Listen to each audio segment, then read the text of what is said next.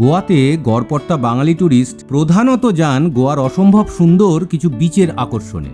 আর উত্তর গোয়া ভ্রমণের সময় এই বিচগুলো সাধারণত বাগা আর কালাঙ্গুটের মধ্যেই সীমাবদ্ধ থাকে। গোয়া পর্বের সূচনাতেই আমরা বলেছিলাম যে আমাদের গোয়া ট্রিপ কিন্তু এই বিচের বাইরে আরও অনেক কিছুতে সম্পৃক্ত হয়ে থাকবে। আজকের এই পর্বে আমি আপনাদের নিয়ে যাব গোয়ার কিছু খুব অচেনা বা অল্প চেনা বিচ দেখাতে, আর নিয়ে যাব গোয়ার এমন কিছু অংশে যেগুলো খুব কম ট্রাভেল এজেন্সি তাদের ভ্রমণসূচিতে রাখেন। তাহলে চলুন শুরু করা যাক উত্তর গোয়া ট্রাভেল গাইডের প্রথম অংশ। চলুন আজ আমাদের সঙ্গে গোয়া ঘুরবেন।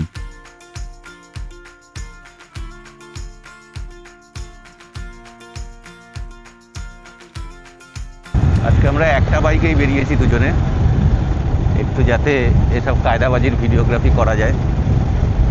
আরও একটা কারণ অবশ্য আছে, সেটা হচ্ছে যে ফুয়েল কস্টটাকে একটু কমিয়ে আনা। দুটো বাইকে যাওয়ার থেকে একটা বাইকে গেলে ফুয়েল কস্ট কমে যাবে।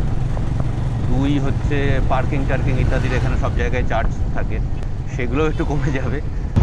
আমি আজকে চালাচ্ছি না, ওই জন্য রাস্তাঘাটে আমি অনেক বেশি নজর দিতে পারছি আজকে। আমরা চলে এসেছি আমাদের ফার্স্ট ডেস্টিনেশন সিওলিমের সেন্ট আন্তোনিস চার্চ। এখানে ভেতরে ফটোগ্রাফি অ্যালাউড নয়, ভিডিওগ্রাফি অ্যালাউড নয়, ওই জন্য আমি বাইরে থেকেই একটু দেখিয়ে দিচ্ছি। 1568 খ্রিস্টাব্দে গোয়ার সিওলিম অঞ্চলে ফ্রান্সিসকান মিশনারিরা এই চার্চ প্রতিষ্ঠা করেছিলেন এবং এর নামকরণ করেছিলেন মায়ে দে দেউস, অর্থাৎ মাদার অব গড। তবে এটি ছিল মাটির কাঠামো, তাই কয়েক দশক পরেই এটা ভেঙে যায় এবং পরবর্তীকালে এর পুনর্নির্মাণ করা হয়। গোয়ার এই চার্চটির সঙ্গে নানান রকম কিংবদন্তি জড়িয়ে আছে, সেগুলো কতটা সত্যি কতটা জনশ্রুতি তা আমি বলতে পারবো না। তবে এই চার্চের কিন্তু একটা অন্যরকম বৈশিষ্ট্য আছে, সেটা হলো যে এই চার্চের মধ্যে সেন্ট অ্যান্টনির একটি অত্যন্ত বিরল মূর্তি রয়েছে, যেখানে তার হাতে দড়ি দিয়ে বাঁধা একটি সাপ রয়েছে। গোয়ার গ্রামাঞ্চলের মধ্যে দিয়ে বাইক চালানোর একটা অদ্ভুত মজা আছে। এই যে অংশগুলো যেগুলো এখনও সেই অর্থে বিখ্যাত বিচের মতন কমার্শিয়ালাইজড হয়ে ওঠেনি, সেখানে এখনও কিন্তু কয়েকশো বছরের পুরনো সমস্ত বাড়িঘরগুলো রয়েছে এবং সেগুলো ওয়েল মেনটেন্ড। পুরনো স্থাপত্য রীতি অনুসরণ করে তৈরি করা এই বাড়িগুলোতে এখনও লোকজন বসবাস করেন এবং খুব ভালোভাবে তাদেরকে সংরক্ষণ করা হয়েছে। বর্ষাকাল এবং বর্ষা শেষ হয়ে যাওয়ার অব্যবহিত পরেই গোয়ার গ্রামাঞ্চলের একটা অদ্ভুত স্নিগ্ধ সবুজ রূপ থাকে, যেটা আজকে আমরা পাচ্ছি। দুপাশের অদ্ভুত সুন্দর সবুজ ধানক্ষেতের মধ্যে দিয়ে বাইক চালাতে চালাতে অবশেষে আমরা এসে পৌঁছলাম এই পাড়া রোডে। চলুন এই পাড়া রোড আপনাদের ঘুরিয়ে দেখাই। চলে এসেছি আমাদের সেকেন্ড ডেস্টিনেশন পাড়া কোকোনাট ট্রি রোড। এই রাস্তাটা অ্যাকচুয়ালি প্রচুর বলিউড সিনেমায় আপনারা দেখেছেন, যেমন গুজারিশ একটা সিনেমা তার মধ্যে। তবে এটা বিখ্যাত হয়েছে বা রাদার ভীষণ হাইপড হয়েছে ডিয়ার জিন্দাগির পর। ওখানে এই রাস্তাটা দেখানো হয়েছিল, দুপাশে নারকেল গাছের সারির মধ্যে দিয়ে এখানে একটা লম্বা সোজা রাস্তা। সবাই আর কি সিনেমাগুলো দেখার পর এখানে রিলস তৈরি করতে এবং ছবি করতে আসে। তবে গোয়াতে এরকম রাস্তা অনেক আছে, এটাই একমাত্র এরকম নয়। আমরা আরও অনেকগুলো রাস্তা দেখাবো যেগুলো হয়তো এর থেকে কম ক্রাউডেড। এখানে ইয়ে করা যায় না, রাস্তার মধ্যে কোথাও পার্কিং অ্যালাউড নয়, সেই জন্য পেড পার্কিং আছে, এখানে রাখতে হবে। এই সাইকেলগুলো এখানে ভাড়া দেওয়া হয়, আধ ঘন্টায় হচ্ছে 200 টাকা চার্জ। এইখানে যে ছেলেটি আছে বলল, এইগুলো হচ্ছে রিলস করবার জন্য, শ্যুট করবার জন্য আপনারা এসে ইউজ করতে পারেন, নিতে পারেন। অনেকেই করছে, এই যে সামনে যারা রয়েছে অনেকেই করছে এরকম। এই যে এখানে লেখা আছে নো স্টপিং নো পার্কিং, এই যে রিলস বানাচ্ছে সবাই। আজকে আকাশটা খুব সুন্দর, ভালো নীল আছে, একটু একটু মেঘের ছোঁয়াও আছে। পাড়া রোড দেখা হলো। যথারীতি গরমে খুব অবস্থা খারাপ, কুলকুল করে ঘামছি। তো এখন আমরা যাচ্ছি আমাদের নেক্সট ডেস্টিনেশন, একটা ফোর্ট দেখতে। চলে এসেছি কর্জুয়েম ফোর্টে। এখানে ক্যামেরা অ্যালাউড নয় ভেতরে, কিন্তু মোবাইল অ্যালাউড, মোবাইলে করা যাবে। তো মোবাইলেই করব, বাকি অংশটা মোবাইলেই দেখুন। আচ্ছা, এখানে অবশ্য লেখা খরজুয়েভ, যদিও গুগল ম্যাপে দেখায় এটা করজুয়েম, CORJUEM। এখানে স্পেলিংটা অন্য লেখা পুরোপুরি। আর এটা প্রোটেক্টেড মনুমেন্ট, মাপুসা নদীর তীরে অবস্থিত 1550 খ্রিস্টাব্দে নির্মিত এই দুর্গটি মূলত ছিল সান্তারবাড়ির ভোসলে শাসকদের অধীনস্থ, পরবর্তীকালে যা পর্তুগিজ প্রশাসনের অন্তর্গত হয়। 1705 খ্রিস্টাব্দে এই দুর্গটি পুনর্নির্মাণ করা হয়। এই দুর্গটি সম্পর্কেও নানান গল্প কাহিনী, বেশ রোমাঞ্চকর অনেক গল্প প্রচলিত রয়েছে। সেটা পরবর্তীকালে যখন এই দুর্গটি নিয়ে একটি পৃথক ভিডিও তৈরি করব, তখন বিশদে আপনাদের সঙ্গে সমস্ত গল্প শেয়ার করব। ঘুরে আসলাম খরজিয়াম ফোর্ট, এরা বলেন খরজেম, খরজিয়ম, এদের উচ্চারণে হচ্ছে খরজিয়ম। সেই স্পেলিংটাই বোর্ডে লেখা আছে, কিন্তু গুগলে বানানটা আলাদা দেখায়, সেই জন্য সেই রকমই উচ্চারণ করছিলাম। এখন আমরা যাচ্ছি গোয়ার সবথেকে সুন্দর গ্রাম যেটাকে বলা হয়, সেই গ্রামটা দেখতে, আলডোনা ভিলেজ।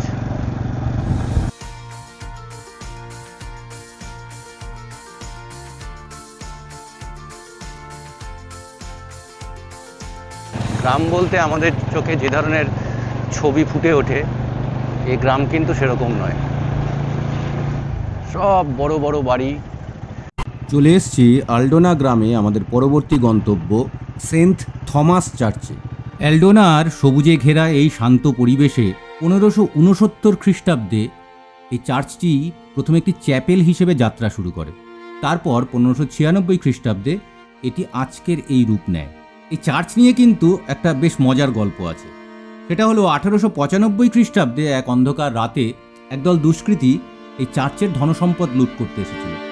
তখন হঠাৎ গির্জার ঘণ্টা প্রবলভাবে বেজে ওঠে এবং গ্রামের যারা অধিবাসী তারা বুঝতে পারেন কিছু একটা সমস্যা হয়েছে, তারা সব দৌড়ে আসেন। ফলত সেই চোরেরা আর কি ধনসম্পদ লুট না করেই পালিয়ে যায়। সেই থেকে গথিক এবং বারোক স্থাপত্যরীতির মেলবন্ধনে তৈরি এই চার্চ সম্পর্কে বিশ্বাস করা হয় যে এই চার্চের রক্ষক কোনো এক অলৌকিক শক্তি। এই হচ্ছে এখানকার একটা কবরখানা। এখানে একটা অদ্ভুত কথা লেখা আছে, ওই দেখুন, আইজ মাক্কা ফালিয়া টুকা। এটা কোঙ্কণি ভাষায় লেখা, এর মানে হচ্ছে আজকে আমি, কালকে তোমার দিন। এই যে সেন্ট থমাস চার্চের উল্টো দিকে এই কবরস্থান, যার গেটে আমরা দেখলাম জীবনের এক চিরন্তন দার্শনিক সত্য লেখা রয়েছে। এখানে প্রথম সমাধি কিন্তু করা হয় আজ থেকে বহু বছর আগে, 1783 খ্রিস্টাব্দে, এবং সেই থেকে আজ পর্যন্ত এটি কিন্তু এখনও সক্রিয় কবরস্থান। আপনারা দেখতেই পাচ্ছেন বেশ কিছু সমাধি খুব সাম্প্রতিককালে তৈরি করা হয়েছে এবং আজকেও একটা সমাধি ক্ষেত্র এখানে খনন করে রাখা হয়েছে।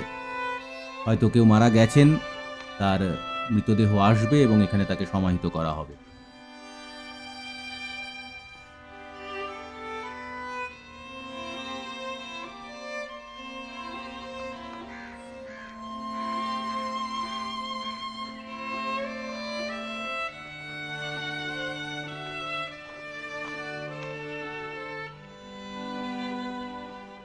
দেখে নিলাম সেন্ট থমাস চার্চ আলডোনার। এখন আমরা এগিয়ে চলেছি আবার আমাদের পরবর্তী ডেস্টিনেশনের দিকে। গোয়ার পথে ঘাটে কত যে চার্চ, চ্যাপেল, মন্দির এসব আছে, তা গুণে শেষ করা যাবে। সব কটা যদি ঘুরে দেখতে হয় তাহলে 6 মাস লাগবে অন্তত কম করে। গোয়ার এই যে ব্রিজটা, এই আলডোনার এই যে ব্রিজটা, এই ব্রিজটা আপনি চাইলে একবেলা অথবা পুরো দিন এর জন্য ভাড়া নিতে পারেন, শ্যুট ইত্যাদি করবার জন্য। এটাকে ভাড়া দেওয়া হয় পঞ্চায়েতের তরফ থেকে। কেউ বলবে এটা একটা গ্রাম পঞ্চায়েতের আন্ডারে।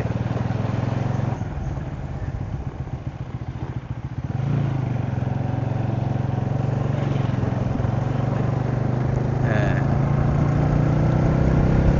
সুপার মার্কেট অবধি রয়েছে, অথচ পঞ্চায়েত এরিয়া। বাড়ি ঘর কি, বাড়ি তো নয়, সব প্রাসাদ, এক একটা প্যালেস। এই জায়গাটা দেখে না, ঠিক আছে, এটা তাও গ্রাম মনে হতে পারে। না, গ্রামটা সত্যিই সুন্দর।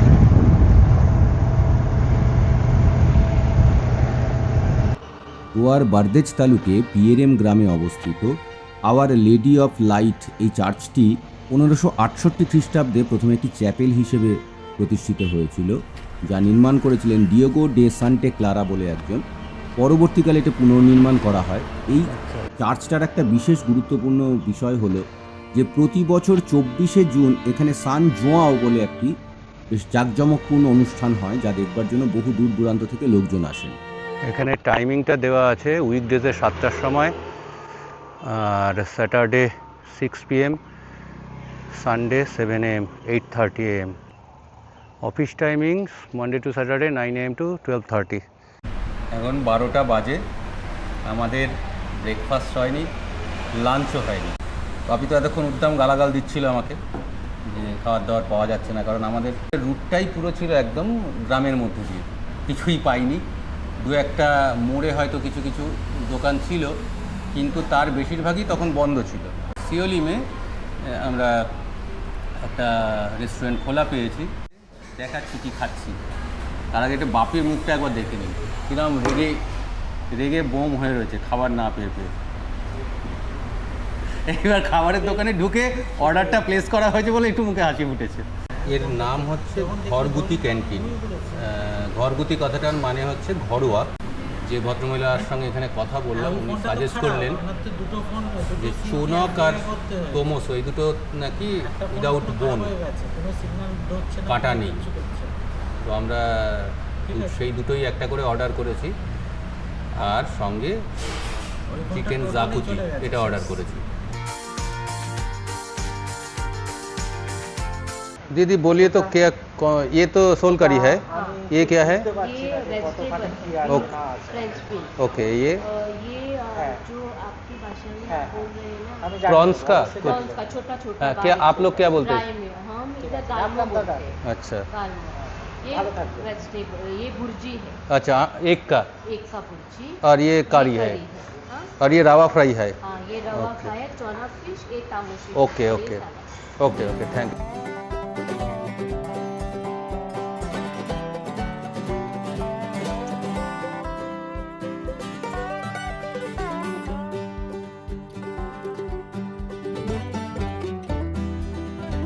খাওয়া দাওয়ার করে প্রচণ্ড গরম লাগছিল, তখন প্রায় 12:30 পৌনে 1টা মতন বাজে।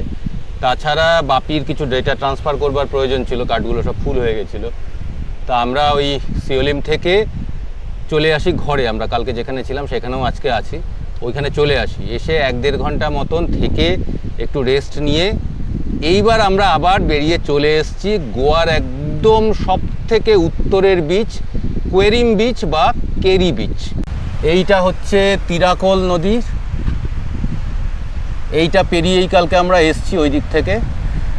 ওপাশটা হচ্ছে মহারাষ্ট্র আর এই পাশটা হচ্ছে গোয়া, অর্থাৎ এই যে নদীটা গেছে এইটাই হচ্ছে কিন্তু গোয়া আর মহারাষ্ট্রের বর্ডার। ওই বাড়িগুলো সব মহারাষ্ট্রের মধ্যে, ওই গাছগুলো মহারাষ্ট্রের অংশ। সুন্দর ছিমছাম একটা বিচ, ফাঁকা বিচ, কেউ নেই কোথাও। আমরা একটু ঘুরবো, তারপর আবার যাব। এখানে কিছু দোকানপাট আছে, সামান্য অস্থায়ী দোকান, কিন্তু সব কিছুই পাওয়া যায়। এখনো সেই অর্থে শ্যাক ব্যাপারটা এখানে চালু হয়নি, হয়তো খুব দ্রুতই হয়ে যাবে, কিছুদিনের মধ্যেই হয়ে যাবে। এই কোয়েরিম বিচের একদম নর্থ পোর্শনে, অর্থাৎ ওই যে পাথরের ইয়েগুলো দেখা যাচ্ছে, ওখানে একটা কেভ আছে।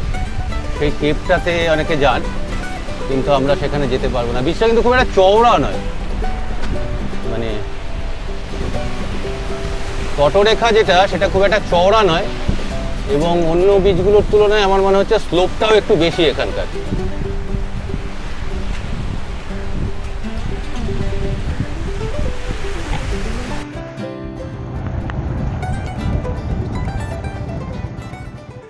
এখানে পার্কিং হচ্ছে 30 টাকা। আচ্ছা, no drinking alcoholic drinks, no smoking in public places. 30 টাকা হচ্ছে পার্কিং চার্জ ফর 4 আওয়ার্স। এখানে বালির দেশ বটে, তবে মরুভূমির মতন তার বালির নয় এখানে। তা সত্ত্বেও যখন কানে এলো একটু মরুভূমির দিককার কোনো টিউন বাজছে, প্রথমে ভেবেছিলাম যে কারোর ফোনে টোনে বাজছে, তারপর হঠাৎ খুঁজে পেলাম এই ভদ্রলোককে।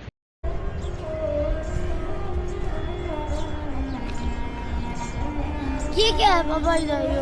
गाड़ी क्यों नहीं मिली हमें? राजस्थान से है? राजस्थान कहाँ? जैसलमेर।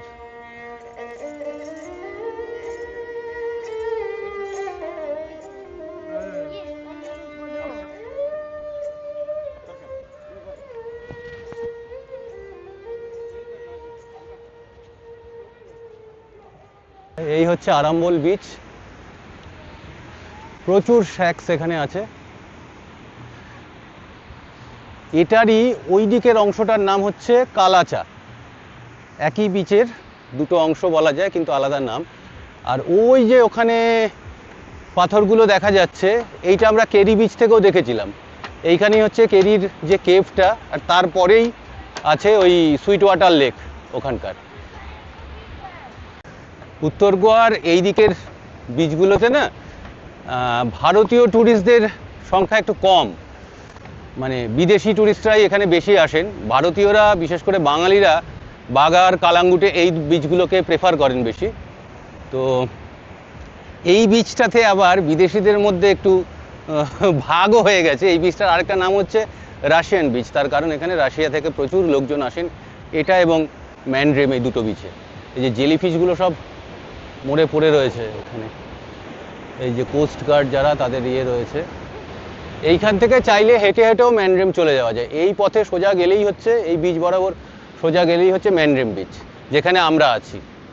আরাম্বল কিন্তু ম্যান্ড্রেমের মতন অতটা ফাঁকা নয়, এখানে যথেষ্ট লোকজন বেশি আছে। কালকে অ্যাকচুয়ালি আমরা যে সময় প্রথম গিয়েছিলাম ম্যান্ড্রেম বিচে, মোটামুটি এরকম সময়ের কাছাকাছি খাওয়া দাওয়াটা সেরে গিয়েছিলাম, তখন কিন্তু একদম লোক ছিল না, মানে দু একজন ডিসক্রিটলি ঘুরে বেড়াচ্ছিল এরকম।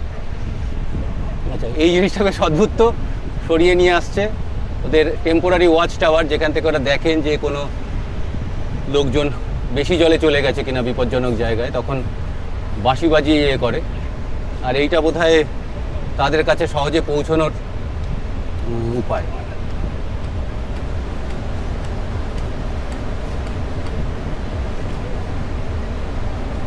সব থেকে ফাঁকা দেখলাম কেরি বিচ, কিন্তু কেরি বিচে তো থাকার অতটা ব্যবস্থা নেই, সেই জন্য ফাঁকা ধরে নিলাম, ঠিকই আছে। কিন্তু ম্যান্ড্রিমে এরকমভাবেই প্রচুর রিসর্ট আছে অ্যালং দ্য কোস্ট, কিন্তু তা সত্ত্বেও ম্যান্ড্রিম আরাম্বলের থেকে অনেক ফাঁকা।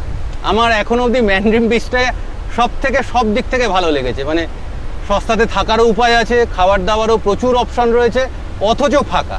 এটা আমার খুব ভালো লেগেছে।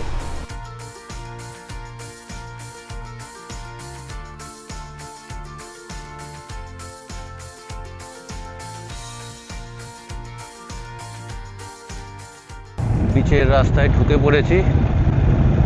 সূর্যদেব কিছুটা মোলায়েম হয়েছেন, এখন 4:30 বাজে, প্রায় 4:45 বাজে। তো এখন অতটা আর কি আর আগুন বর্ষণ করছেন না।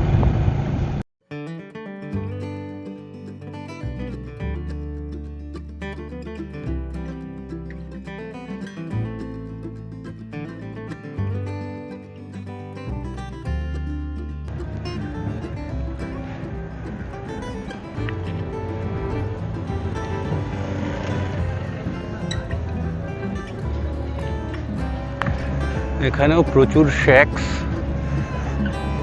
এখানে একটা আবার মিউজিক বাজছে।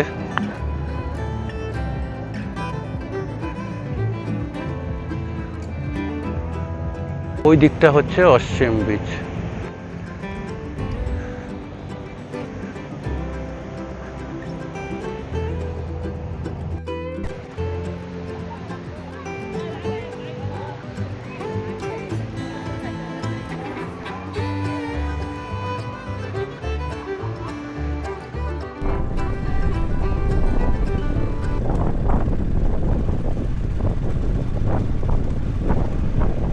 এটা হচ্ছে অশ্বিম বিচ।